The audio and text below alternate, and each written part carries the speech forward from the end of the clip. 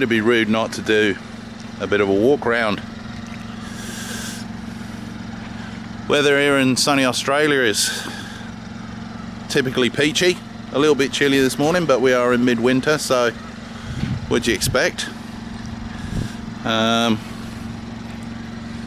Loving this car. It ticks all the boxes really. Had the first generation of the BMW, if you like, Mini in the UK in 2004. Not sure what the F series was or its serial number, but it was I loved it. It was a Mini 1, the base model with no trimmings. It was a company car, so wanted to keep it as low as possible on the old cost from the tax man back in those days. A couple of interesting points about the original Mini 1. It was engine and transmission wise, it was basically a carbon copy of the Cooper. The difference was the horsepower. I don't know the figures off the top of my head. Made the difference between a Cooper and a 1 was through the throttle body, which basically allows the air fuel mixture. It's a little butterfly system with the Mini 1. It used to open up fully as you go to pull away. Then it used to shut it down to around about half. So you only ever got half to 3/4 of what the Cooper could do in the original 2004 Mini. So what I did, in my ultimate wisdom, I took it to a tuning company and I asked them to have a look at it, and they said sure enough, yeah, that was the case. And they put it on the rolling road. As with most cars these days, they got hold of the whatever software they needed. They put it on the rolling road, make sure everything was safe at the end of the day, because it was still a new car and I didn't want it to get down the road, blow up, and try to explain to my boss how I got it chipped and modified, and you know, it was just a nightmare to drive when it wasn't. It actually made it better to drive. The modification at the time cost me around about £400, but the difference it made was day-to-day driving was a lot smoother. Pulling away on roundabouts was a lot safer. It was a better car to drive. It made it quicker. Yeah, sorry about my camera movement, but I am a newbie. And it made it a whole lot better. Now the difference these days, I'm sure most people know, is that the latest generation of the Mini, which is apparently in its 7th year of being this shape and generation, is that it's a 3-cylinder. It's a 3-cylinder 1.5 turbo. Now what that means is, obviously these are quite weighty little cars. Again, don't know the specs off the top of my head. But saying that, this has got loads and loads of go, even from low down, which is really good, because obviously it's a new car and you get a run-in period where you've got to make sure everything, like the engine and the gearbox, give them time to bed in together so they mesh quite nicely. You don't hurry things along, and you don't destroy anything, because initially everything's quite tight, and as you can imagine, when things are tight you get more friction, there's the heat, and when things get hot they tend to get a little bit angsty. So you got the run-in period, but even from with inside the rev range that you're allowed to do, which is below 4,500 RPMs, it's a very capable little car. And that's not obviously its main attribute. Its main attribute is its handling. Its handling is awesome. As you can imagine, from a little car with this kind of footprint on the road, with the tyres that it's got, it makes it like a little limpet. So on that subject, with the electronic power steering, that was something I wasn't really looking forward to.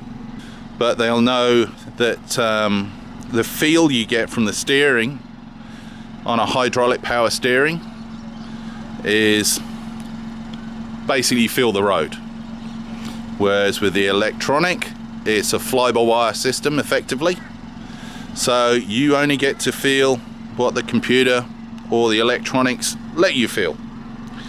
Now, the reason why I was a little bit apprehensive about that was the fact I took a Mercedes, not a cheap car, probably twice or maybe even more the price of this little car, a C200, out for a drive. It was a loan car, very nice interior, absolutely beautiful. But the steering, I found that so vague. Whereas with this Mini, it's almost like they do a pretty good job of simulating it. It's obviously not perfect, but it's pretty good, and it's very pointy. So that's the look of the outside. Okay, we'll have a look at the inside. This particular Cooper is one of the special editions. It's a Mini Cooper 7. They do it in the Cooper S as well, which has obviously got the more power and the more get up and go. But this is basically the one that we decided to go for. And with this particular model, you get these lovely seats, like a half leather. And you get the leather steering wheel, obviously, leather bound steering wheel. The infotainment system is, as most people will know, is straight out of BMW. And the reason why this one took us around about 2 months to get hold of was because of that thing in the middle right there. Because as you can probably gather from my accent, I'm from the UK originally, and I'm rather partial to driving a car not being a passenger, and therefore I like manual cars. Now, if you're driving it every day and you encounter a lot of traffic like you do in the UK, actually, ironically enough, then automatic is a viable option. In fact, it's more than a viable option, it's almost a preferred option, especially here. But for a car that I drive on weekends, if we want to go for a little bit of a drive, it's perfect for me, absolutely perfect. As during the day, I drive that little thing over there, which I will do a review later, I believe, because I am a big fan of VW as well, as much as my friends discussed. Right, let's get in the car. Okay, we're here. Now, this is still my first review, as you can probably gather. It's rather shaky and a bit awkward. So, as you can see from the infotainment system, okay, we got the DAB, and over here in Australia and in Queensland, we do have digital radio.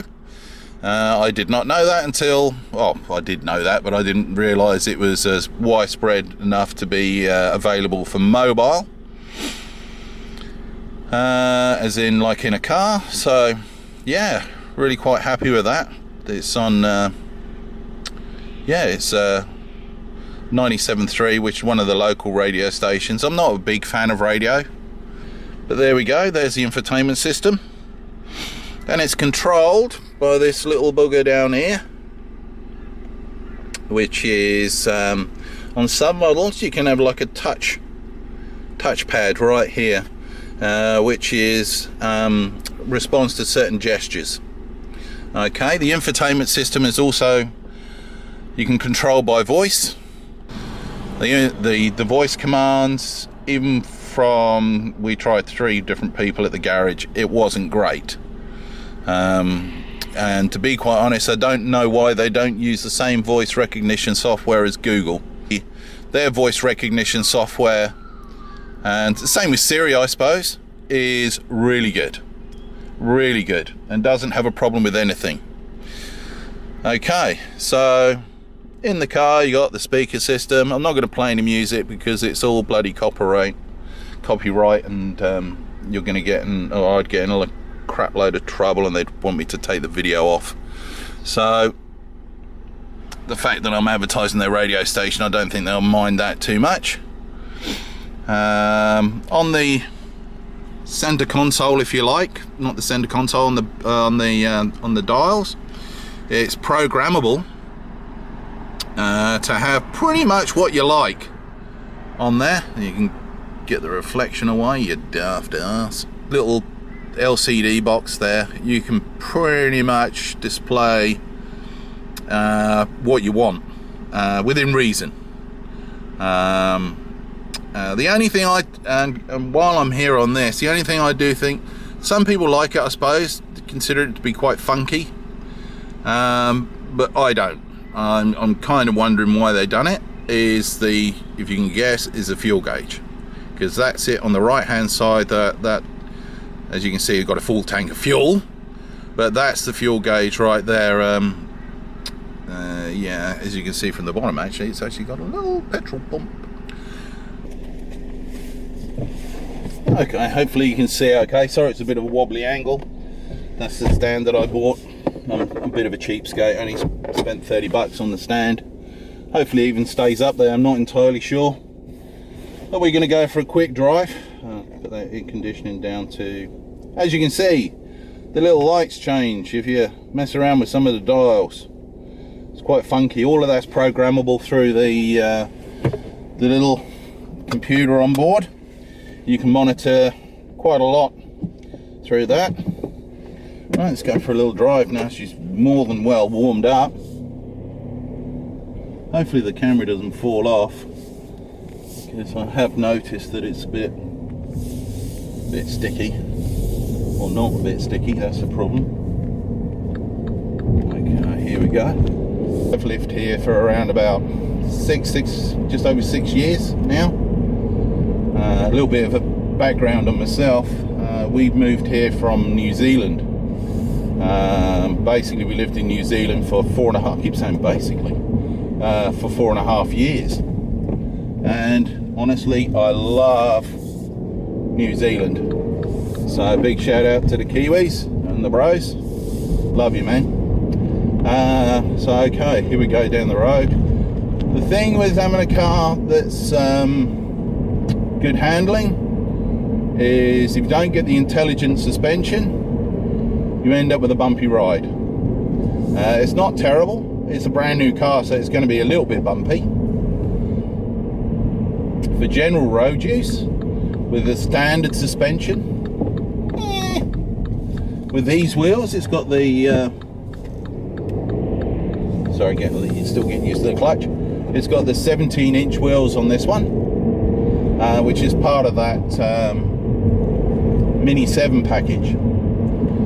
Now, as far as I'm aware, I do believe the infotainment system is part of that package as well. You got zoned climate control. For those people who don't really know what that is, the left and right portions of the car can have different temperatures. Quite strange that, considering there's no wall in between. Package is really good, I personally think. I don't mind the little bit of bumpiness in the drive because it's not what I drive every day, and as I said before, I'm limited to 4,500 RPM. At the moment we're doing 2,500 in third gear on a 6-speed manual gearbox, and it's telling me to change to 4th gear now, and we're going uphill in a 3-cylinder 1.5. Right, here I am back home, so I'll probably end the video very soon. Anything you want to know a little bit more about, whether me or the car, please leave in a comment below. Thank you very much.